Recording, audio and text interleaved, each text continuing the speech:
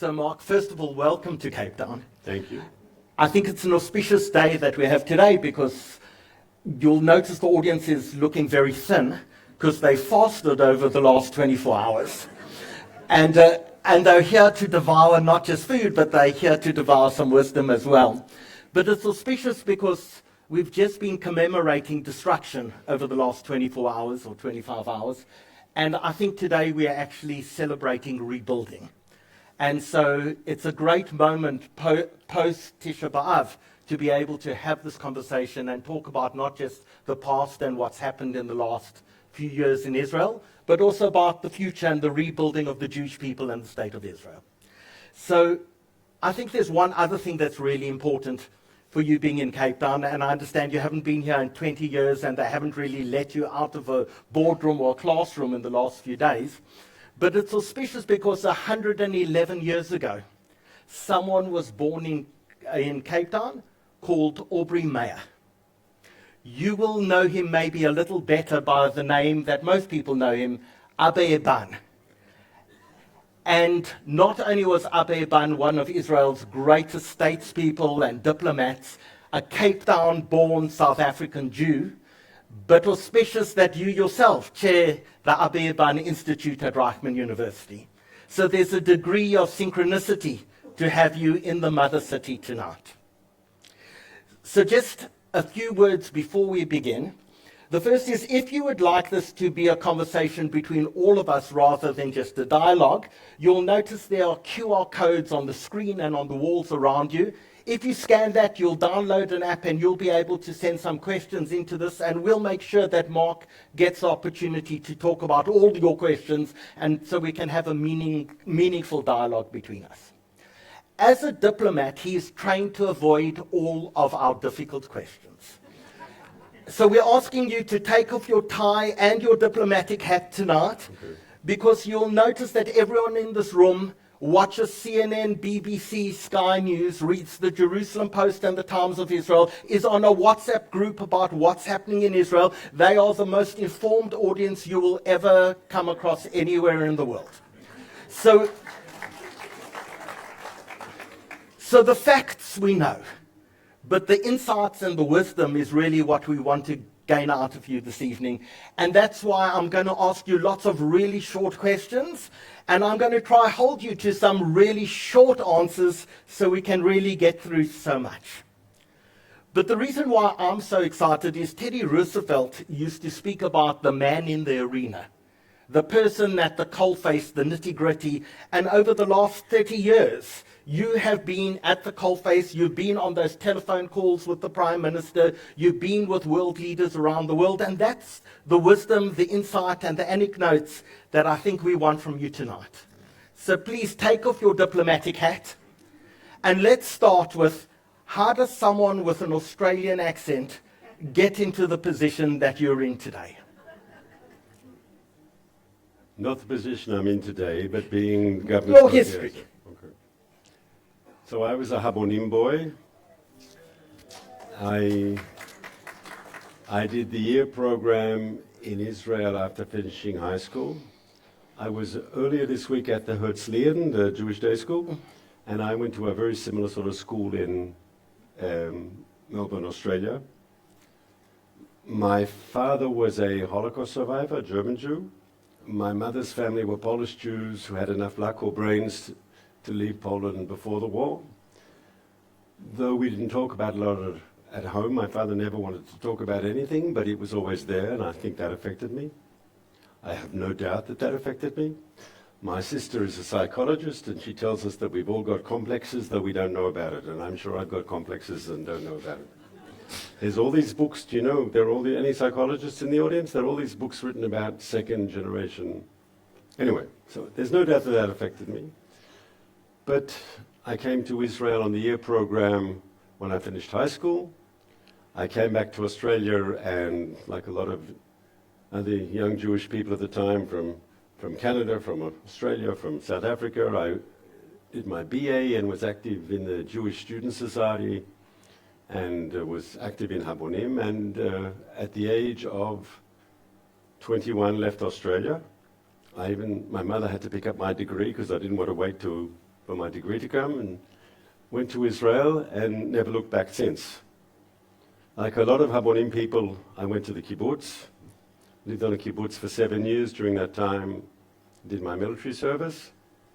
I studied, and then like a lot of other Habonim people, I left the kibbutz after 7 years. I went to the city. I started being an academic. I failed at that. I was supposed to write a doctorate on something, and I never really got into it. And there was that in the newspaper saying, why don't you join, take the exam for foreign service entrance? And I took the exam, and they accepted me. And so that changed everything. So the truth is, how did I get to, you asked me, I'm rephrasing it, how did I get to where I was? Because I was a failure as an academic. Had I been into the doctorate and wanted to finish the degree, I would never have taken the foreign service test and gone into government service. So you're in South Africa now, and did you have any reservations about coming here? Given the fact that the South African government has really led the campaign against Israel in the international community, has taken Israel to the International Court of Justice, has been expelled the deputy Israeli ambassador, the chances of us getting a new Israeli ambassador, actual ambassador, rather than a charge d'affaires is probably unlikely. Did you have any concerns about actually coming here? I did. Okay, I know I said short answers, but I'm prepared to allow you another minute. I spoke to the relevant people and they said it'd be okay. Okay. So has anything surprised you, given the people that you've met in South Africa, given the apprehensions that you had before getting here? Apprehensions is a too strong word. You didn't use the apprehensions word. You did. Did I check things out? It would be irresponsible to do otherwise. I can tell you a story, but it'll take up too much time. Tell it to us quickly. My son, who made me a grandfather a few years ago, when he was a teenager, did a program called Seeds for Peace. And he went for summer to a camp in America with Palestinian children and Egyptian children, and the idea of some American philanthropist, and it was supported by the State Department to encourage dialogue between Israelis and our neighbors. And he came back after his month in Maine. Great experience. I've got all these friends, Egyptian friends, Palestinian friends. And I remember when he had his 18th birthday, a bunch of Palestinians from East Jerusalem came to our place, and they were very, because the party, he invited people for 7:30. But all the Israeli kids show up at 9:30 because they know you don't come at 7:30. And the Palestinians came at 7:30 because they were invited for 7:30. Anyway, why do I say this story? Because he asked me, he says, I want for the Pesach holidays, in Israel you have 2 weeks off for Pesach.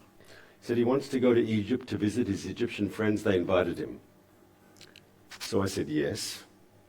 And then I was working in the foreign ministry at the time. I went to the head of the Egyptian section and I said, listen, my son wants to go to Egypt, and is it safe? And she looked at me. She later on became Israel's first female ambassador to Cairo. And she said to me, Mark, you really don't have to worry. He said, Egyptian society is very stratified, and the sort of children or young people who go to these summer camps are the Egyptian elite, and they live in the best neighborhoods. If you live in a slum in Cairo, you don't go to these sort of...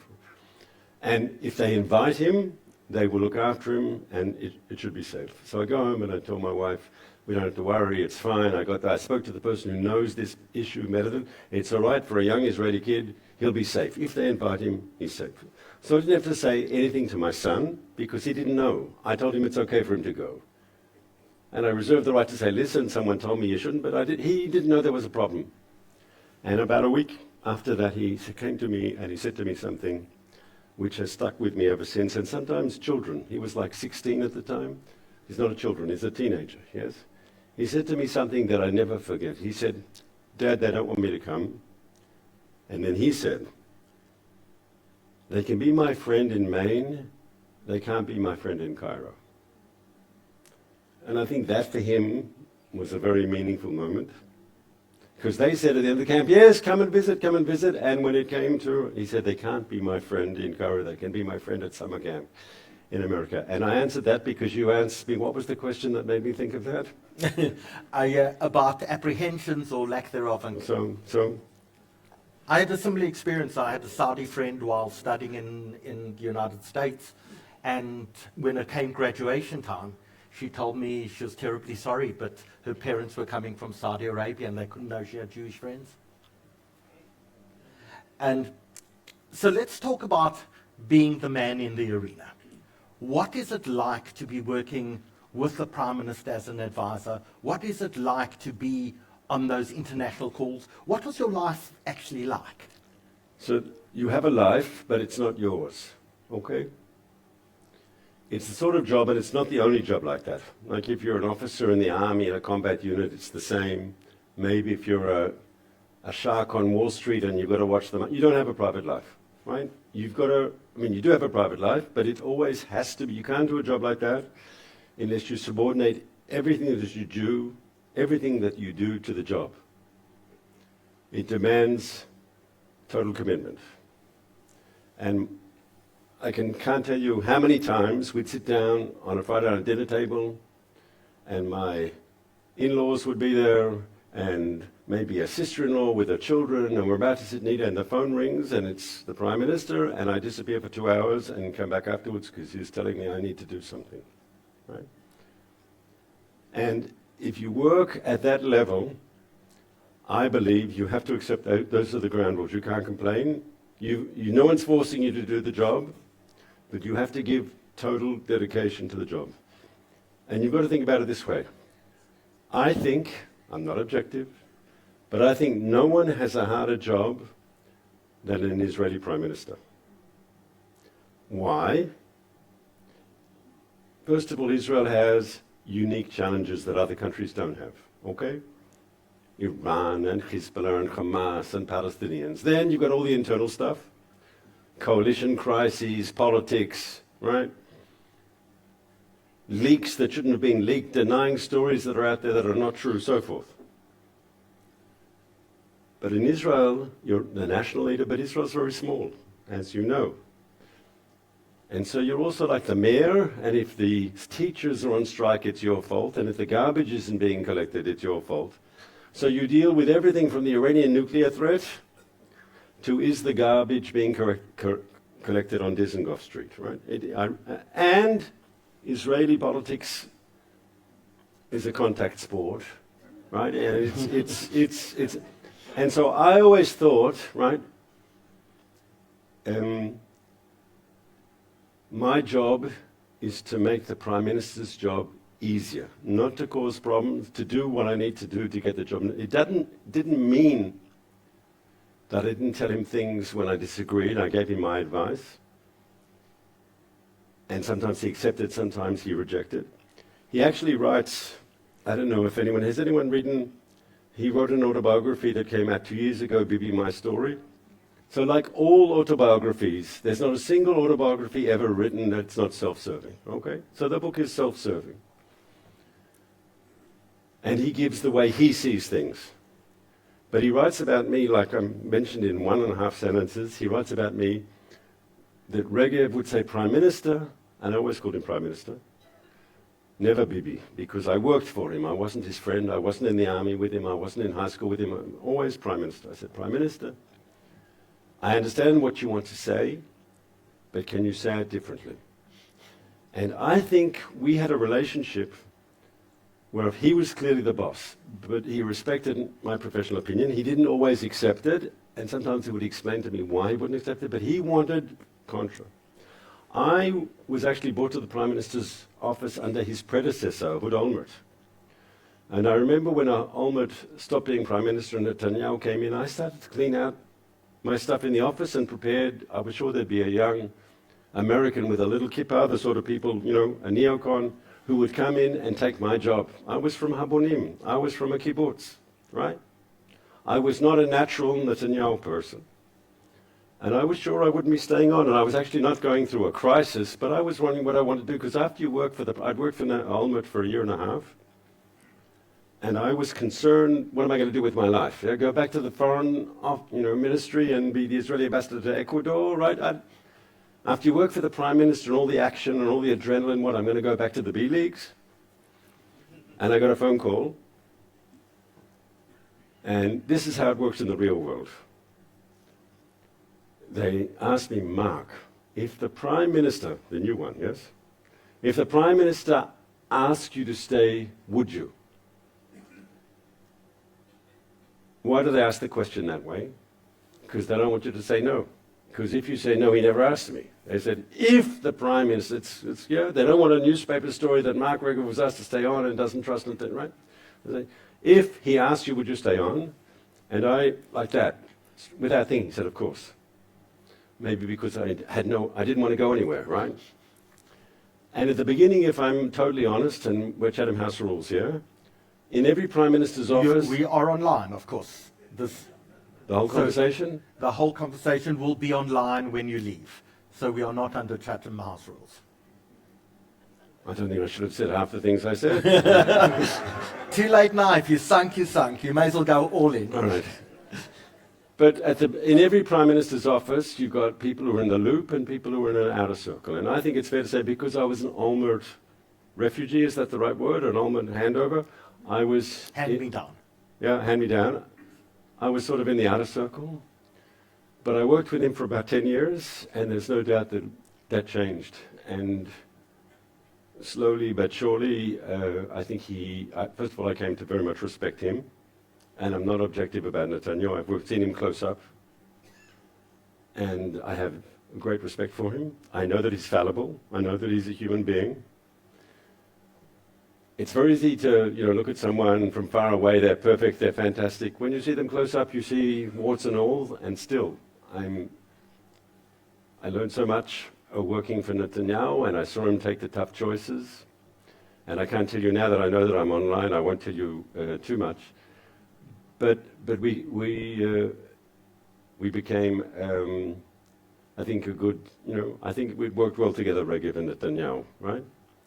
And I'll say one more thing. There was this particular incident. He'd been there for 3 weeks, and I was still in the outer circle, and they asked me to look at a speech that someone else had written for him.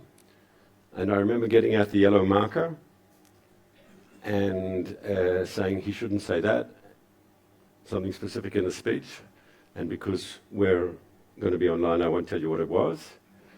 And I was called in, and I said, why shouldn't that be in the speech? And I explained why. And they said, Regev is right, take it out. And I think he appreciated it, that he didn't want yes men around him. He wanted people to challenge him. He wanted people to argue. He wanted people around him to give a different perspective. And I won't go into detail because we're not Chatham House. Otherwise, I'll give you specific examples.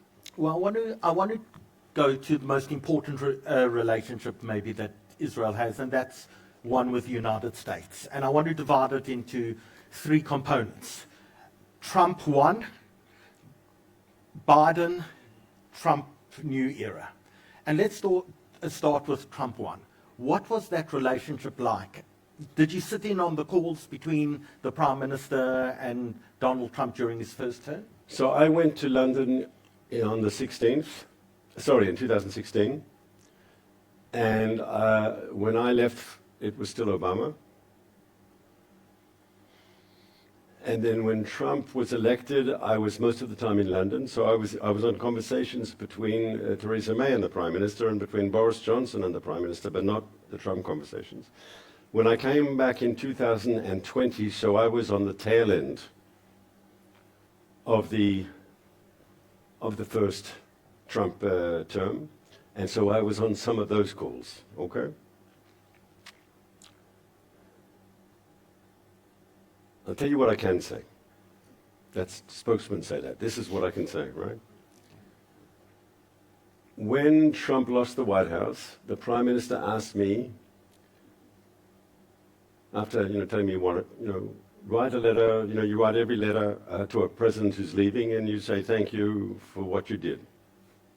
And so I sat down and I wrote this letter, and I said, Trump, first term, recognized Jerusalem as Israel's capital and moved the American embassy to Jerusalem. Huge thing, right? doesn't matter if you like Netanyahu or don't like Netanyahu, if you vote, you're more for the left or the right. Israeli consensus, Jerusalem is our capital. American presidents have been talking about it for years. Clinton promised to move the embassy. George W. Bush promised to move the embassy. Everyone promised to move the embassy, and they never did it. Trump promised, and he did. And he deserved to be thanked for that, correct? Then I talked about the Golan Heights, that Trump recognized Israeli sovereignty over the Golan Heights. So I said, we thank you for that. And anyone who's been to Israel and knows where the Golan Heights are know how important it is for Israeli security and for an American president to recognize Israeli control of the Golan Heights, right? Crucial. There were the Abraham Accords, right? Under Trump. Trump won. We had a peace agreement with Egypt in 1979. Then we waited until 1994 for our second peace treaty with an Arab country, which was with Jordan. And then there was nothing, no peace, everything. And then suddenly in 2020, the last full year of Trump won, we had peace deals with the United Arab Emirates. We had peace treaties with Bahrain, with Morocco, and with Sudan. So you can't count Sudan today because Sudan fell apart, but there was an agreement reached. But we had a breakthrough, serious breakthroughs. So that's another reason. I put that in a letter too. We thank you for, right? We agreed with his tough line on Iran, maximum pressure. He took out Qasem Soleimani. We put that in. And I had all this stuff in the letter, and I gave it to Netanyahu. And he added something that I didn't know, so obviously I can't share it with you. But one day when the letter, in 30 years, 40 years, when the letters become public, but I can tell you it had something to do with national security, right? That he thought should be together with Jerusalem and with the Golan Heights, something very important.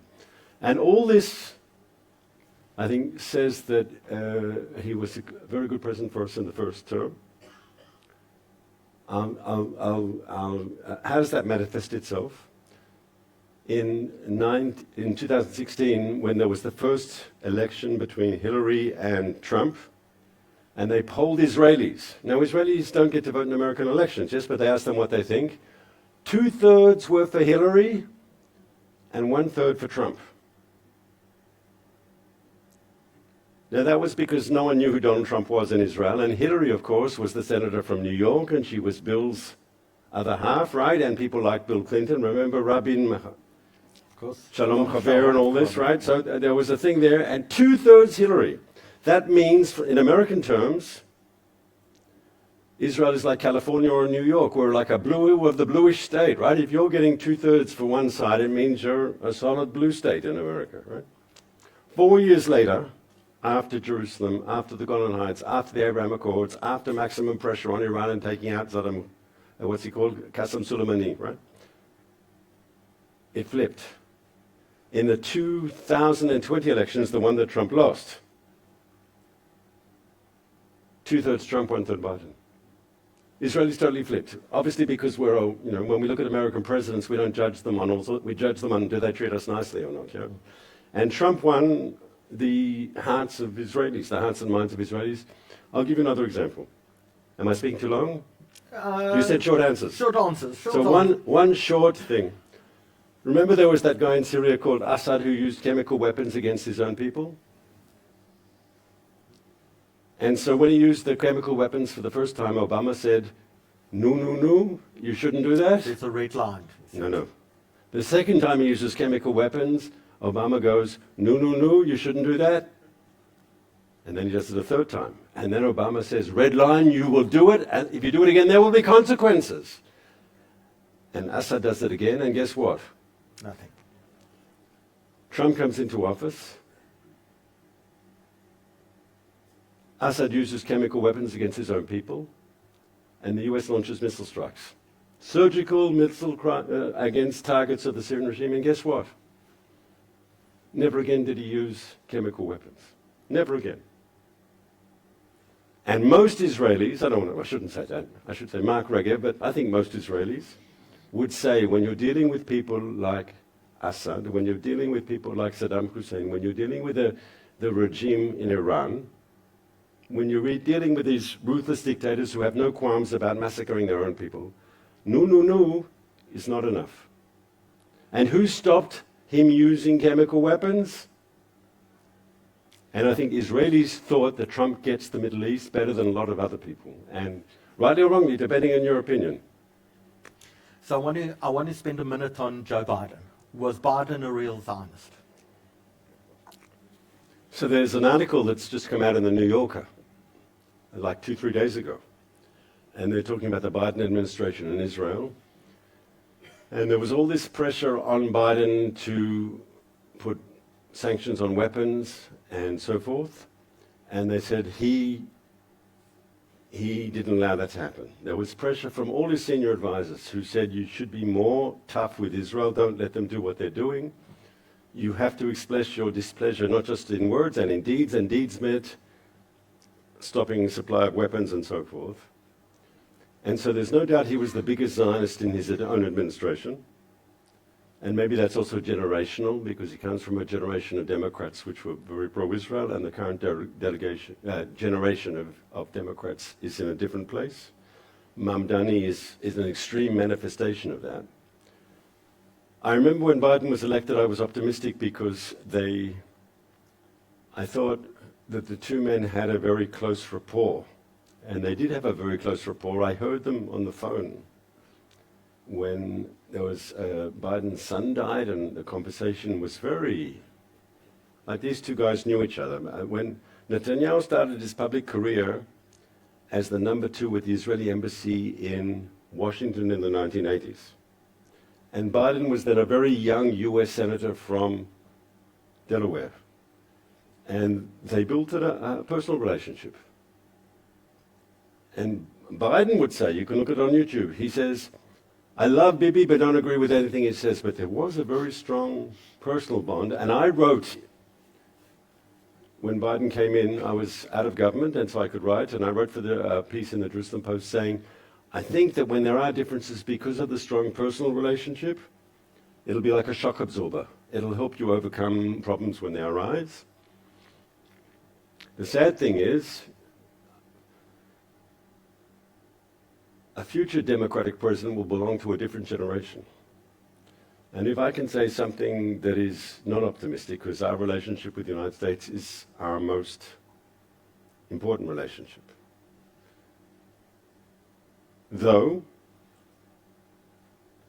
there was a time when America wasn't a great friend, right? In the 50s, it was France, right? America only started being Israel's biggest friend after the Six-Day War. They refused to sell us weapons. You know, in the War of Independence, Truman was the first to recognize Israel de facto. The Soviet Union, of course, recognized us first de jure, right? But they put a policy on Israel that we're not selling weapons to Israel. But they said, of course, we're not selling weapons to either side. But, of course, the Arabs had armies. The Egyptians had a British armed military, and the Transjordanians at the time had the famous Arab Legion, which was armed with British weapons and commanded by British officers and the armies. And so if you put an arms embargo and there's an imbalance against the Jews, guess what? It's not particularly neutral, right? And actually we got our first arms, as you know, from Czechoslovakia, because Stalin wanted to get the Jews out of the British out of the Middle East. It was all realpolitik. He didn't like us, yes, we know that. But either way, so America for years, the first American president to sell weapons to Israel was Kennedy in 62 or 61, where he agreed to sell us anti-aircraft missiles because it was a defensive weapon. And then under Johnson, things move ahead a bit more aggressively. Under Nixon, they go into high gear because of one particular incident, which we can talk about if we've got time, but let's put that aside. So we know what it's like when America is less there for you, and I'm worried. And I'll tell you what worries me as an Israeli, because it's only a matter of time before a Democratic president comes in. If it's not in 2 years, it'll be in 6 years. If it's not in 6 years, it'll be, that's the system. You get a Democrat, then you get a Republican, then you get a Democrat. I see the current crop of people who are sort of positioning themselves to be president, to run for president, to win the Democratic nomination. And it's almost, I don't want to overstate it, but it's almost as if to run in a Democratic presidential primary, the first thing you have to do is tick the box and criticize Israel. And we saw that with Rahm Emanuel. Not just with Rahm Emanuel. The governor of California, the senator from Maryland. If you want to be considered a serious contender, the first thing you have to do now, in the past, the Americans had this joke, the three I's. You're running for president, what do you have to do? You have to go to Ireland, you have to go to Italy, and you have to go to Israel. That was the joke. Now, you have to criticize Israel to be relevant in a democratic primary. And that's sad and difficult. And if we want to be totally honest, you've got also within the Republican Party elements who are very problematic.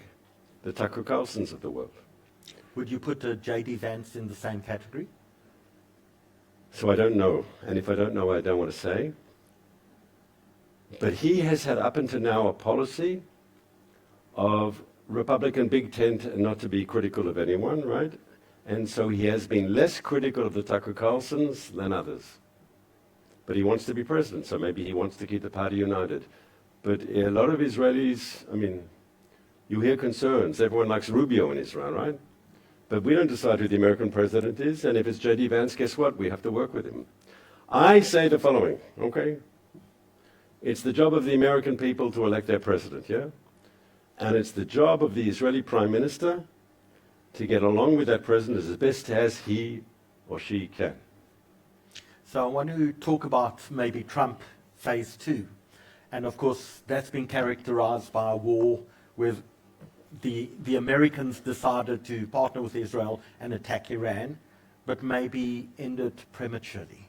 Give us your thoughts on Trump in his second term and where we stand currently with Iran. So the jury is still out, okay? This is still work in progress.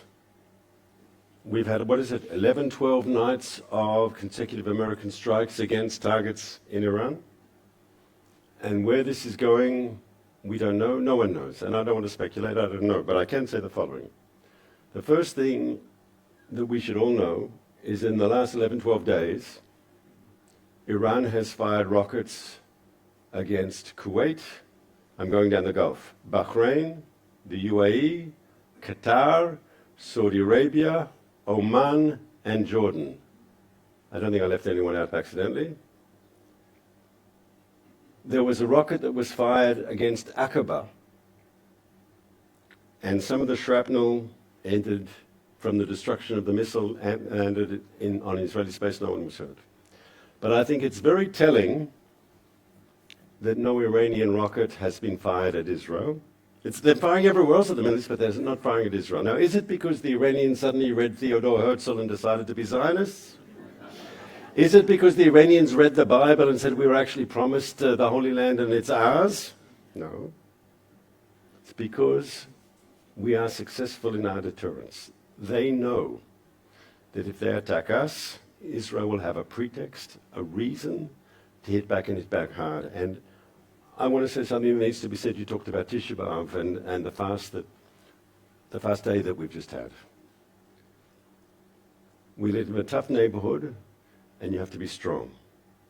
You don't have to be someone who reads Machiavelli's The Prince, yeah? You want your enemies to fear you. And that the Iranians are not today shooting on Tel Aviv when they're shooting at everyone else, right? The fact that they're not doing shows something good. They've got enough trouble fighting America at the moment. They don't want to give the Israelis an excuse to go in. And that's a good thing. The topic of tonight is diplomacy in a time of war. And maybe one of the most significant things that's happened in the last few months has been a shift within Lebanon. And it's been almost ignored by the media and maybe ignored by many people. Can you talk us through what's happened with Lebanon? Because there's really been a sea change there, hasn't there? Yes, but I can't give a short answer. How about 2.5 minutes? So Lebanon is a tragedy because Beirut, as you know, used to be the Paris of the Middle East. And over the last 20 years, and even longer, Lebanon has slowly but surely become a failed state. Does everyone remember the pictures of the ammonia going off in the Beirut harbor and countless people getting killed? It looks like a nuclear explosion, the explosion, right? They've never found the person responsible, right? It's a failed state, and the reason Lebanon became a failed state is because Hezbollah took over the country, and that meant that there was Iranian occupation of the country.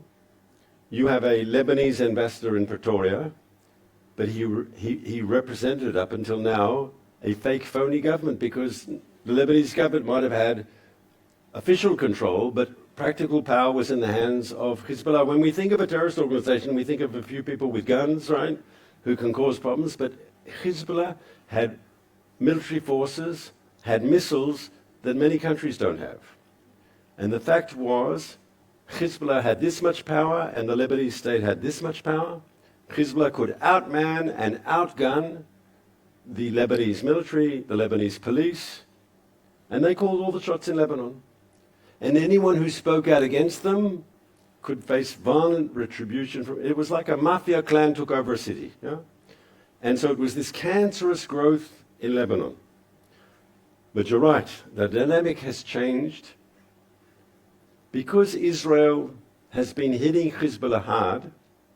Did everyone remember the beepers? Did that make news in South Africa? Oh, yes. Were we condemned for it in South Africa? Of course. Okay. Because we've been hitting Hezbollah and hitting Hezbollah hard, and when I was still in government, we had briefings from military and intelligence people. They talked about Hezbollah having 150,000 missiles, that they could hit all of Israel's population centers, Jerusalem, Tel Aviv, Haifa, that they could do volleys that could overcome our missile defense, that we could have scores of casualties, right? And we've been hitting Hezbollah hard. Basically, it started with the beeper incident, and then more and more, and taking out Nasrallah, and more and more and more. And today, Hezbollah is a fraction of its former self. It's still there. It can still hurt us, but their ability to hurt us has been decimated. You know, they can still do it a bit, but much less than they could. And because Hezbollah's power has come down, the relative power of the Lebanese state is greater. And now Lebanon elected last year a president that Hezbollah would never have allowed to be elected. And this new Lebanese president calls for peace with Israel and says Hezbollah has to be disarmed, and has started negotiations with Israel. And direct face-to-face negotiations. And the Hezbollah people demonstrate in Beirut against it, but they're not strong enough to stop it. And what's even more interesting, public opinion polls in Lebanon, the Christian community against Hezbollah, make peace with Israel. The Sunni Muslim community against Hezbollah, they should be dismantled, disarmed, and make peace with Israel. The Druze community, the same. And even most interesting, within the Shia Muslim community, which is Hezbollah's home base, more and more voices, Hezbollah should disarm as a military organization. And so you are right. It means we have everything hunky-dory, tomorrow. But the dynamic in Lebanon is very, very positive. There used to be a joke in Israel in Ben-Gurion's time. They used to say, we don't know who the first Arab country to make peace with Israel will be, but the second one will be Lebanon, because they were always weak and they needed, it never happened for all sorts of reasons. But we could see, before the end of the Trump term, we could see a peace agreement between Israel and Lebanon. We've already signed an MOU to push us in the right direction. There might have to be a little more fighting against Hezbollah for it to happen, but I'm optimistic. And here can I say something? If you watch the BBC, like I do, you sometimes get this impression the Israelis, they're like Clint Eastwood in a Western. They're too quick on the draw. They should talk first, right? If they were a little less aggressive, maybe the Arabs would like them more. That sort of, we're overly militaristic. I believe it's the exact opposite. When you're strong, people want you as a friend. When you're strong, people want you as an ally. And if there's going to be peace with Lebanon, it's only because we've defeated militarily this cancer that was in Lebanon. And I've met Lebanese in track 2 discussions. Just since I left government, I go to, people-to-people talks, and I meet people, and they say, you go in there and you finish the job with Lebanon, make sure you get rid of Hezbollah, and then we'll all be happy. Lebanese say that to me, or have said that to me. So, Mark, just a reminder to everyone who's watching us, you can scan the QR codes on the wall and on the screen. If you have a question for Mark, we're going to be posing as many of these questions as possible, so please do so now. But Mark, you've become an advisor. And I want you, in the presence of this audience, to give some advice to various people. Okay. 1 minute each. Okay. You're sitting with Prime Minister Bibi Netanyahu, who's facing an election coming up in the next few months. What advice would you give him? So I wouldn't. Because I would only give advice on things that I understand. And I was never on the political side. I was always on the diplomatic, international relations side. And I claim no special expertise on political understanding. Most Israelis, even those who don't like him, would say that he's a political, wizard. And one of the reasons I survived so long in the Prime Minister's office, which can be not easy sometimes, is that I kept in my lane, right? I didn't get involved in things that I didn't think, I was there to help the Prime Minister, not to cause him problems. If he asked my opinion, I'd sometimes give it. But how to win an election, he knows much better than me. So I'll stay out of that one. That's the most diplomatic answer I've ever heard, because my next question was to be, if Eisenkot was sitting here with you and he says, tell me what I should be focusing on when it comes to issues of diplomacy and foreign policy, what would be the key elements for a potential Eisenkot administration in Israel? What advice would you give him? So, okay. First of all, I know Eisenkot. Because when I left government, I went to work I worked at a think tank in Tel Aviv, and he had the office of the thing. I'd just come out of government, and he'd just come out of the army, and we'd, see each other in the corridor. So has he asked you this question? Who? Eisenkot? Yeah. No, because he thinks I'm a Bibi person, right? Why would he And ask my advice, right? But he's trying to do... I will ask that question again. he is trying to do a rub-in, all right? Most Israelis tend to be more hawkish, especially after October 7th. And if the center-left comes with a candidate who believes in peace, he's not going to... So he's trying to say, I'm Mr. Security. This is what Eisenkot is trying to say. I'm Mr. Security. I'm a general. I've spent my whole life defending Israel. You can trust me. That's his whole message. That's how Rabin got elected in 92? 91 or 92? 92. And that's what Eisenkot's trying to do. And Netanyahu, once again, I don't have to give him advice because he knows what he needs to do.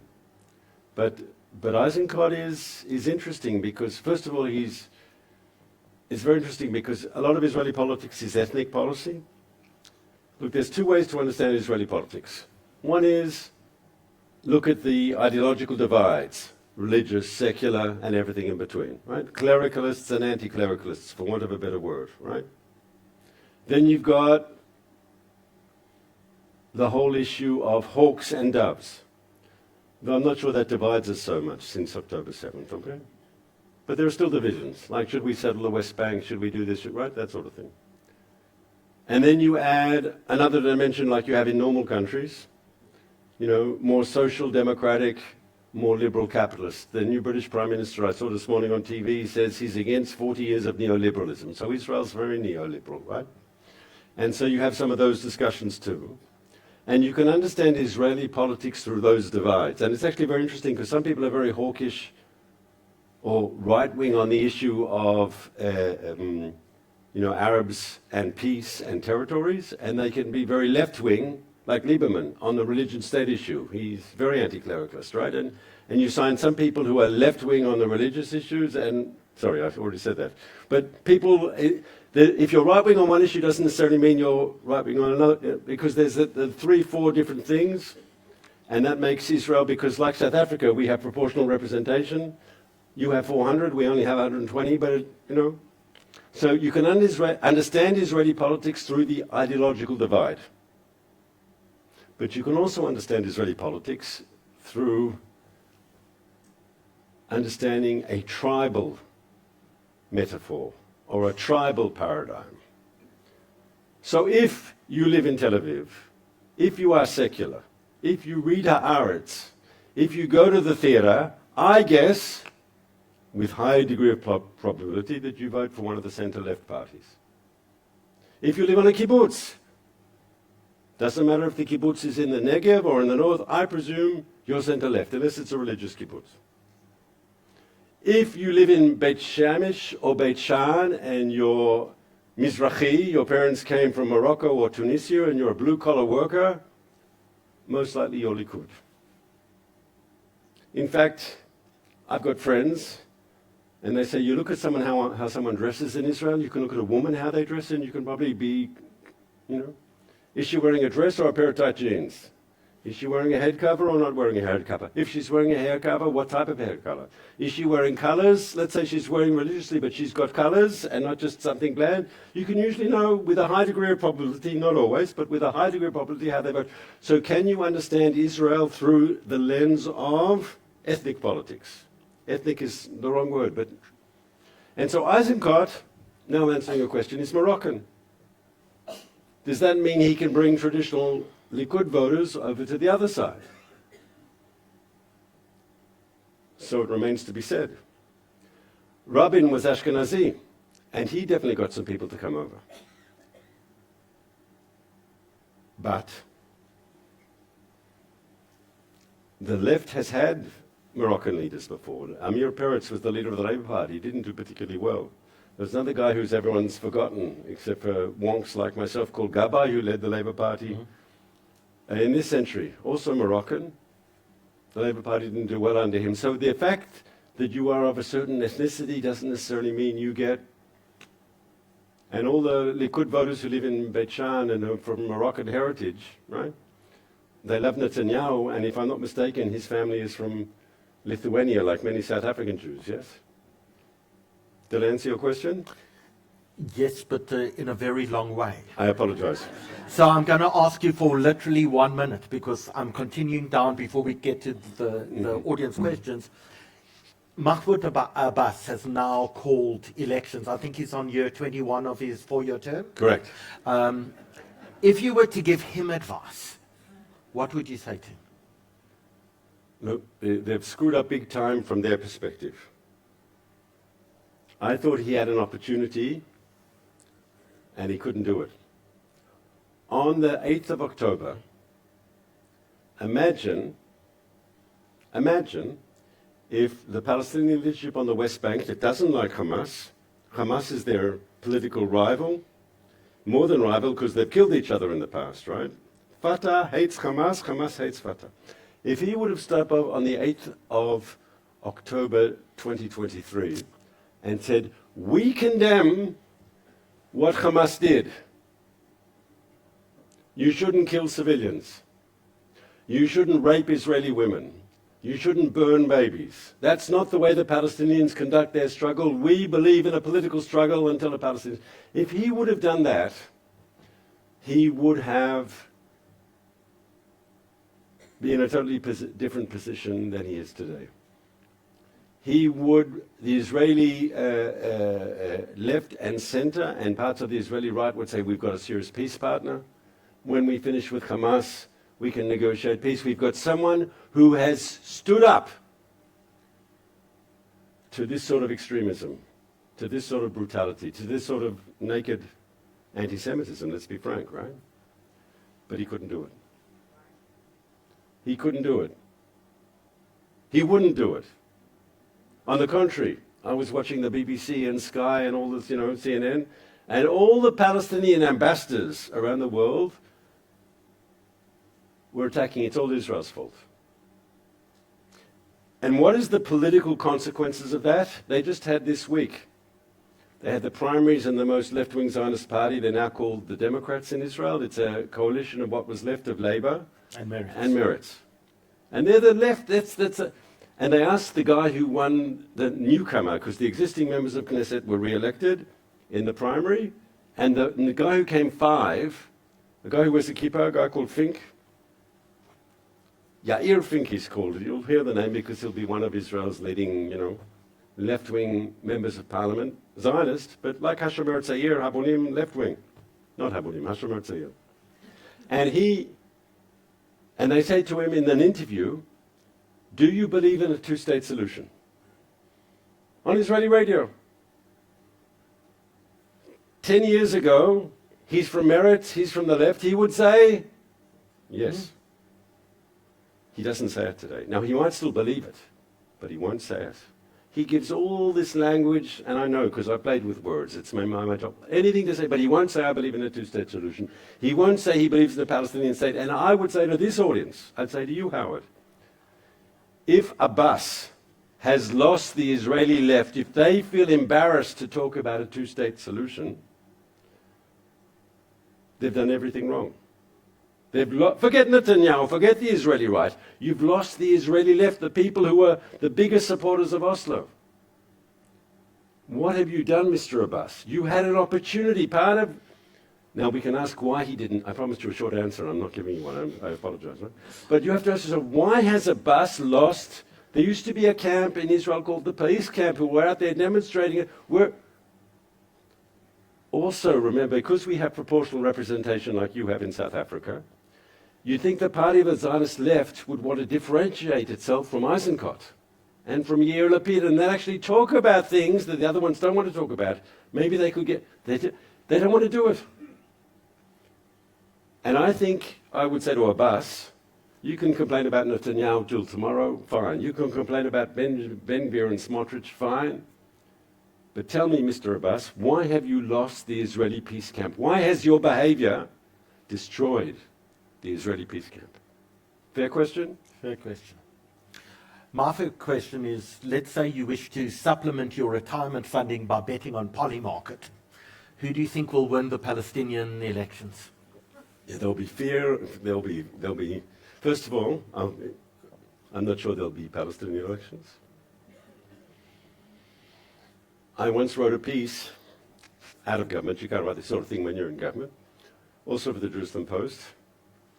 It was good. I used to write for the Friday edition of the Jerusalem Post. And Israel has 20%, 25% Orthodox who don't look at their smartphones on Shabbat, right? And don't turn on the radio. And all these people would read me because I was in the Shabbat edition, right? You don't have newspapers in Israel on Shabbat. So the Friday paper, you write for the Friday weekend supplement. And all these people would come up to me on Sunday morning and tell me they read me, right? So I wrote a piece and I talked about in the Palestinian Authority, not Hamas, on the West Bank, Judea and Samaria, there's a process of Brezhnevization. Both you and me are old enough to remember Leonid Brezhnev. The Soviet Union before Gorbachev, stagnation, fossilization, an ideology that no one believed in, inbuilt corruption, right? And until Brezhnev died, nothing happened. And I think that's the true about. So I wouldn't waste my time giving advice to Mahmoud Abbas. I don't think it's just a stale. Why couldn't he stand up and condemn October 7th? Fossilization, no imagination, not understanding the historical realities. And can I say something about Palestinians?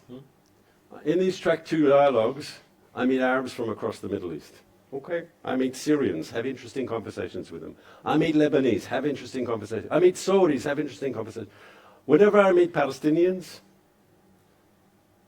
I can like them personally. But for the most part, I find the discussions extremely, extremely frustrating. And I'll just give you an example, Howard. And no one has to agree with me. But I meet with Palestinians, and the nice ones will say to me, Mark, we understand the Jews suffered in Europe. So he's not like Hamas. He's not a Holocaust denier. That's how he starts. We understand the Jews suffered in Europe. And then he'll say to me, of course, he doesn't talk about the Jewish communities of the Middle East. That's forgotten. Right? Jews were thrown out of Iraq, where there was a huge, big, pro-Nazi pogrom.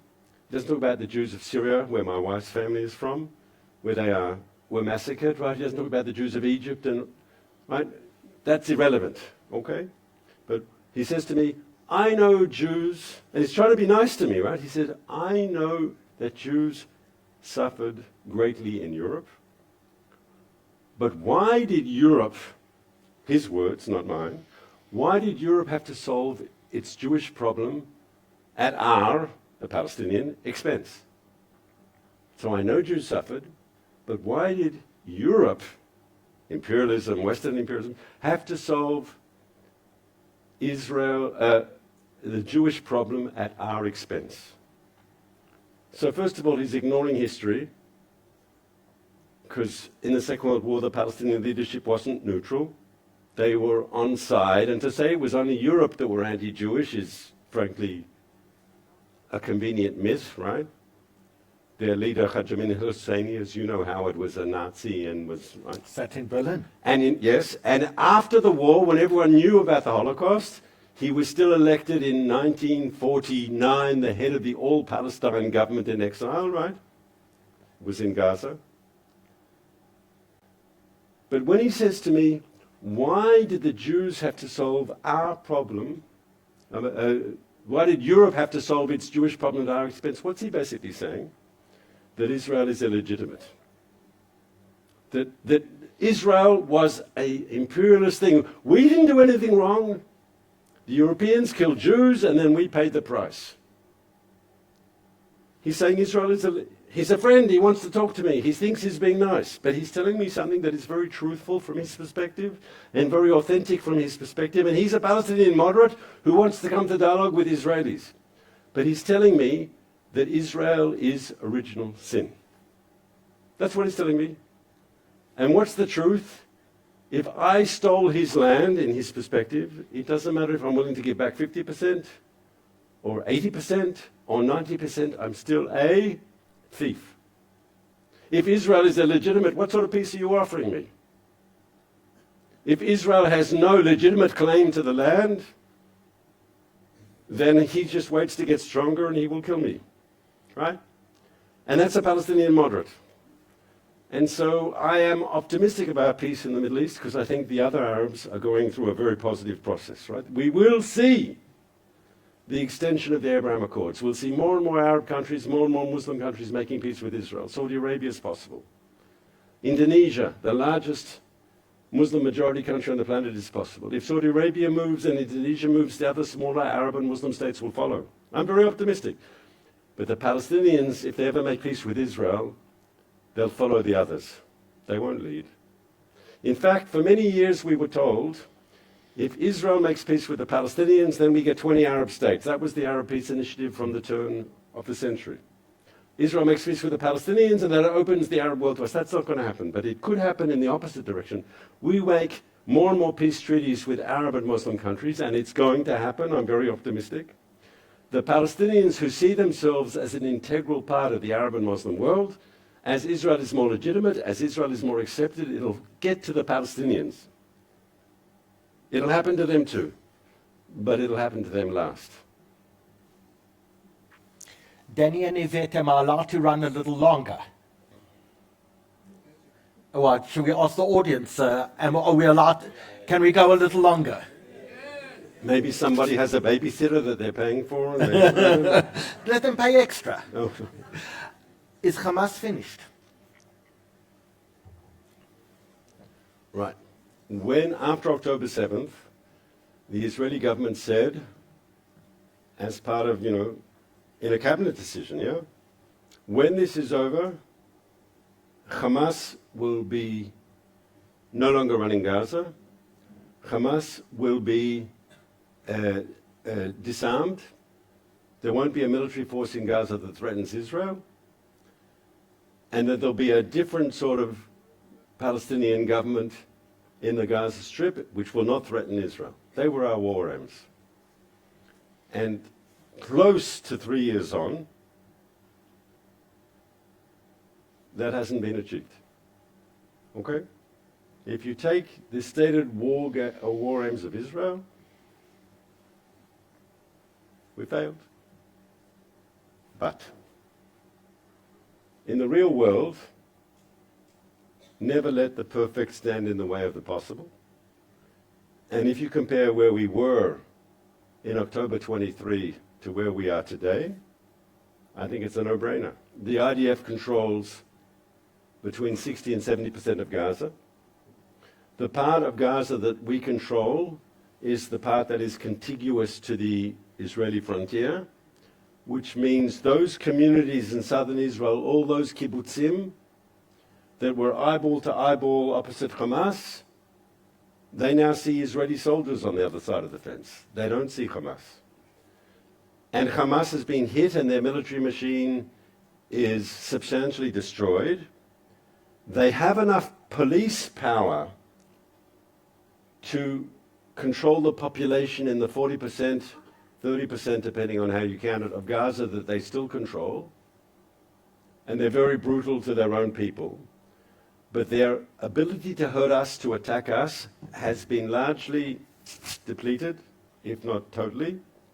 And the best example was 2 weeks ago, before I left for my visit here to your country, we took out a senior Hamas leader, military commander, and in the past, rockets would be fired into Israel and sirens would go off, right? Not a single rocket.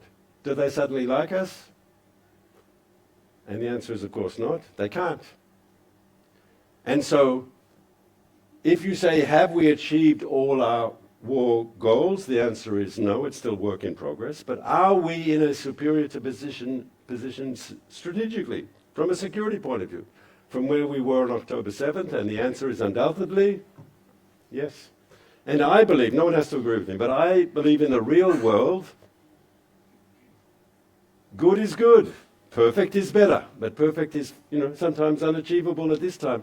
And the dynamic in Gaza, okay, we might have to be patient. At the moment, Hamas threatens the Gazans under its rule. Doesn't threaten us. So, Mark, we're going to try and get through about 20 questions in about 10 minutes. Good. Okay, at least I'm going to try. I'll do one-word answers, okay? Deal. Rolene asks, why is Israel on high alert and why are they opening the shelters? Because people are concerned that this American-Iranian exchange of fire will escalate. And even if we're not sure it's going to escalate, you have to take the right precautions. You have to prepare for escalation. Maybe you want it to happen, maybe you don't want it to happen. But even if you don't want it to happen, because many Israelis would say we need an excuse to go back in and finish the job, right? But even if you're one of those Israelis that doesn't want it to happen, you should prepare for its eventuality, because you don't want missiles falling on Israel and the people aren't prepared. Alan asks us, what is the greatest internal threat facing Israel and what is your prediction for the election? So I don't want to predict the election. We used to have this joke. Remember Assad? We spoke about him before. When Assad was running for re-election, we know that he would get 99.999% of the vote in the Syrian election, right? In Israel, you don't know who's going to win the election. So our election is also, it's like 100 days away, our election. What will Israelis be thinking on election day? We know it'll be close. We presume it'll be close, right? So I don't want to make a prediction. It would be irresponsible to make a prediction. I can say the following, okay? But you wanted one word, so you want me to stop? One sentence. Very good. Love the bait you keep putting. I, like a lot of other Israelis, thought in November 2023 that Netanyahu's career was behind him, because this was a man who built himself on being Mr. Security. I'm the guy that keeps you safe. That's why he kept running elections. He was the strong leader who kept us safe. And obviously, October 7th was a problem. And the polls said that he was political toast. But everything that's happened since then, his polling keeps going up. And some polls say he will win, other polls say he won't. But there's no doubt that he's, what did Marlon Brando say in On the Waterfront? I could have been a contender. There's no doubt that he's a very serious contender, and some people would say it's even his to lose. But we will see. We will see. I mean, think of everything that's happened since. October 7th is it's terrible. October 7th is Israel attacked, massacred, but to use a Holocaust metaphor, right? And it was the largest act of anti-Semitic murder since the Holocaust, right? It's like we pulled out of, the Jews climbed out of Babi Yar, out of the ravine, and we fought back. Right? And Hamas has been largely decimated. Hezbollah has largely been decimated. In Syria, Assad lost power because of things we did, even though it wasn't necessarily our direct intention. The Iranian regime has been largely decapitated, right? And so have the decisions taken since October 7th helped Israel? Have those decisions made people think, well, maybe Netanyahu is the right man? And we will see on October 27th this year when Israelis go to the polls. Saron wants to take us back to South Africa-Israel relations, and she says, what do you see as the diplomatic future between the two countries, and what needs to happen for diplomatic relations to improve? So you obviously know much more about South African politics than me. I hope so. Yes, and I don't even want to go there, but I would say the following, okay? And if I say something incorrect, I want you to interrupt me immediately. But South Africa says it wants to advance peace and justice in the Middle East, correct? It says. Doesn't necessarily mean it, but it says it. Okay, I'm looking at a public position. And I would ask South Africans the first question, how do you advance peace when you only talk to one side? Legitimate question? The second thing I'll ask them, how do you advance peace when you embrace the extremists who are against peace? And I think these are legitimate questions. I don't think Israel wanted a bad relationship with South Africa. I remember the visit of Nelson Mandela in that first year, I think, of his presidency. He came to Jerusalem, he met with the Israeli Prime Minister. He said Israel has a right to exist in secure boundaries, I believe. Yep. I don't remember the exact words, but that was it, yes? Correct. Obviously, he had a relationship with Arafat, but he never denied Israel's right to exist. Right? And so, I'd like to see more of that. Will I? Not in the next year or two. Darren says, to say that Israel and Jewish organizations have lost the PR war is an understatement. Does Israel realize how important it is? And maybe as part of that, you could task us what you think our responsibility is in that process. So here I can give a whole talk for 2 hours because that's what I used to do. I would argue it's very difficult for Israel to succeed in the PR war, okay? For all sorts of reasons. Can I speak 3 minutes on this? 3 minutes, and then we're going to end 6 minutes thereafter. Okay. You can't win the PR war, first of all, because Hamas controls all the information coming out of Gaza, right? They control all the videos, all the audio, because it's an authoritarian society. Anyone who speaks out against Hamas won't speak tomorrow. If you're a journalist for AP in Gaza and you're taking pictures, you will only take pictures of things that Hamas wants you to take pictures of, and they're the pictures that people see around the world. I'll give you an example, and I'm sorry if anyone in this audience has heard me say it before, but how many people in this audience, you're going to raise your hand, have seen a picture of an injured Palestinian little girl in a hospital bed, and the headline is, injured by an Israeli airstrike? I've seen. Has anyone seen those pictures? All right. How many people in this audience have seen in a hospital bed in Gaza a picture of an injured Hamas fighter / terrorist who was injured in combat with the Israelis? Has anyone seen a picture like that? Oh, none of them were ever injured. What's going on? Someone controls the pictures you are seeing. It's an authoritarian, theocratic, very brutal regime. And all the news coming out of Gaza is, unfortunately, Hamas talking points. But that's only half the problem. The other half of the problem is a small organization which you are familiar with, called the United Nations, which is terribly, terribly, terribly anti-Israel. I teach a course about this at the university today. It's called Israel in the UN. It's a master's course. If anyone wants to retire and come to Israel and do a master's degree, I'm happy to teach you. And the course, basically, forget Mark Regev, I'm not important. 2 previous Secretary Generals of the UN, Ban Ki-moon from South Korea, and Kofi Annan from Africa. Which country? Remind me? I think Kenya. No, not Kenya. No. Ghana. Ghana. Thank you. Ghana, that's correct. Both addressed publicly the UN's anti-Israel obsession. Maybe more diplomatically, but they addressed it. They said the UN has a problem with Israel. And the current guy, the Portuguese guy, who thank goodness will finish on the 31st of December, he's being replaced because his term has come to an end, instead of dealing with anti-Israel bias in his organization, has embraced. The best example is this. They attack and murder us on the 7th of October. People forget this, but for the next 4 or 5 days, Hamas was still in Israel. We didn't go on offensive. We had to first clean out Hamas that were on our side of the border. Does everyone remember that? It was very difficult.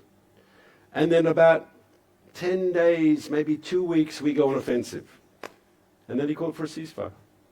He said a humanitarian ceasefire. So they're allowed to come across the border and kill us, but the minute we respond, this is still October, we're not even in November. The UN Secretary General calls for a humanitarian ceasefire. So when the UN is against you, and unfortunately the UN has a moral force, rightly or wrongly, unfortunately, if the UN Secretary General for many people across this planet is a secular pope, moral authority, together with the fact that Hamas controls all the news and pictures and it's coming out of Gaza, it's very difficult to win. But I think the answer, because the problem is political, the solution is political. And you said to me, what should South Africans do? So I'm here as a guest of Daniel and Safi. And I like speaking to Jewish audiences, but we've been working very hard here behind the scenes with Christian Friends of Israel. If I say something wrong, you will correct me. South Africa is 64 million people. Yep. 80% Christian. Yep. Half of them evangelical. Mm. At least half of them are people who love Israel. At least. At least. 14, 15, 20 million people. Can the Jewish community work more effectively with these people? And this is what Safi's trying to do when I support it, to try to change the dynamic in South Africa. From the ground up. Bottom up. You don't have to tell these people to like Israel because they like Israel already. The question is, can you build a different... This is what Safi's trying to do. And if South Africa flips, that's important in the bilateral relationship, but if South Africa was to change, I think that's of global importance. Why? Because South Africa, because of your unique history, because of Nelson Mandela and the successful struggle against apartheid and all that, South Africa has a special status throughout Africa. It has a special status throughout the developing world. It has a special status amongst progressive opinion across the planet. South Africa has many challenges and problems. You know them better than most. But South Africa is a soft power superpower. South Africa is not Rwanda. South Africa is not Kenya. South Africa punches above its weight in soft power. And if South Africa was to have a better relationship with Israel, I think that's a global game changer. I think Israel's enemies also understand that. But what would I ask you to do? What could South African Jews think about coalitions? The Jewish community might be wonderful people, but you're small, right? You're not 20 million South Africans. Think about coalitions. Think about energizing people who like Israel anyway, but somehow don't have a voice. Can you help them find their voice? Is that good advice or bad advice? That's great advice. Yeah. It's long advice, but great advice. So before I ask Danny to show us a very short video on Safi and to come do a vote of thanks, I want you to have the last word and tell us, why are you optimistic? And make some radical, wild predictions of what the next few years hold for Israel and the Jewish people around the world. So we've been through a very tough time, but we're coming out of it, and the future's only going to be better. And the best thing I'm going to talk about, I'm sure half the audience has heard about this, but it needs to be said again. Everyone knows about the Global Happiness Index? It's put out by the UN every year. The UN never says anything nice about Israel, as I already said, right? But the Global Happiness Index has Israel always at 7 or at 8 happiest country in the world. The happiest every year is Finland. No, Norway, Finland. Norway is 2 or 3. It's always the top of Scandinavians, except for Sweden, for some reason, is a bit lower. Then comes Switzerland, and then Israel. Now, it's counterintuitive. Why are Israelis happy? They shouldn't be happy. You've got Hamas in the south, Hezbollah in the north, Iran shooting missiles at you. Even after October 7th, 2023, Israel is still in the top 10. Israelis, surprise, surprise, are happier than South Africans. They're happier than Americans. They're happier than Canadians and Australians, the countries of my birth. Is it about our great food? Well, Italians are less happy than Israelis, right? French are less happy than Israelis, so it's not about the food, right? Is it about wealth? Germans are still richer than Israel. We're happier than Germans. Americans are richer than Israel. We're happier than them. What are we doing right? Once again, it's a UN report. Now, they do the happiness index. They look at 2 criteria. Criteria number 1 is they ask questions, but they're the same questions that they ask to people in every country. So they ask the same questions in Germany and in Rwanda and Argentina. And they ask questions like, they don't ask you if you're happy, because that's a silly question. But they ask you things like, do you expect your children to have a better life than you do? Do you feel safe? Do you feel you get good health care? Do you have a problem of corruption in your country? Things like this, right? Personally.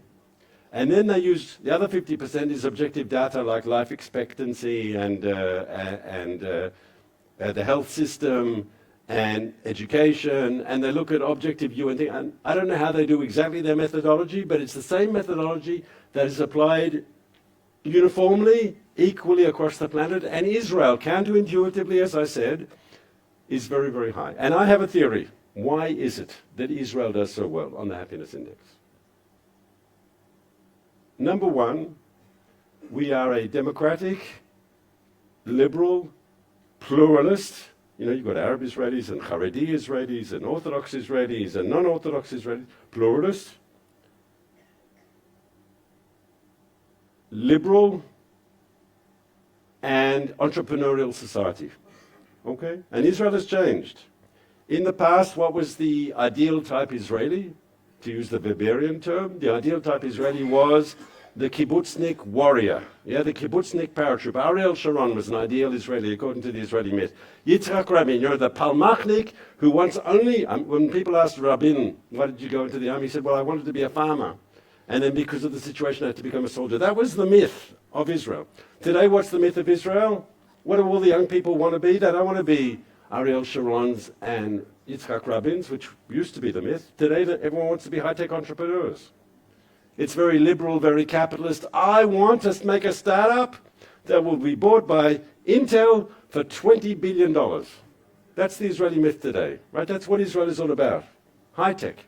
I'm not saying the Ariel Sharon, Yitzhak Rabin stuff is behind us, but it's all these young Israelis believe they can succeed. Not all of them will, but they believe they will succeed.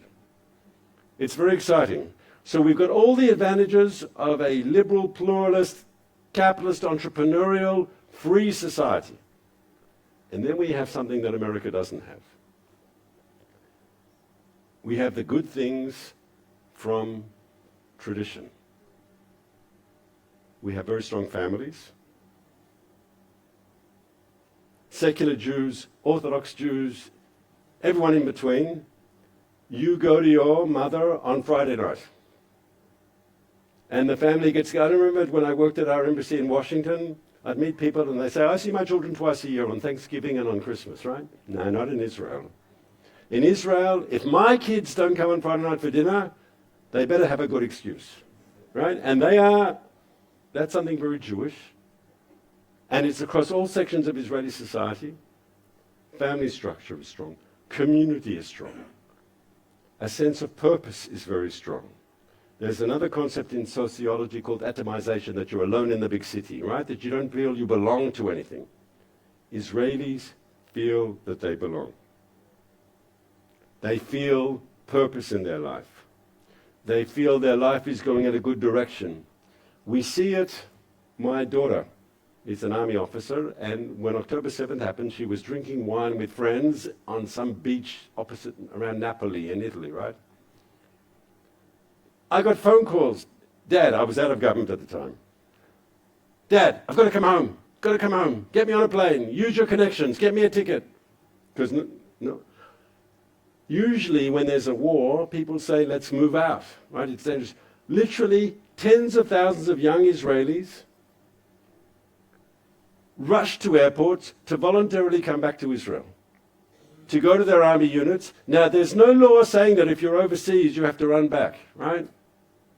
Racing back to the Israel, my daughter has done hundreds of days of reserve duty since October 7th. And she's not because she's wonderful, she's my daughter, but because she represents a generation of young Israelis who feel a sense of purpose, who feel a sense of belonging, who know why they're fighting, who love their country and love their communities and love their families, right? And so that combination between community, family, a sense of purpose, together with all the good stuff of liberal, entrepreneurial, pluralist society, we're doing something right. Why does the UN, it never says, the UN never says something nice about Israel, never. Why do we do so well on the index? Once again, it's not the Jewish Agency and the Zionist Federation who's putting this out as propaganda, right? This is the UN says this. Never do they say anything else. And so I look at the young people in Israel, like my daughter, like her generation, saw how they were after October 7th. And I have amazing confidence in the future.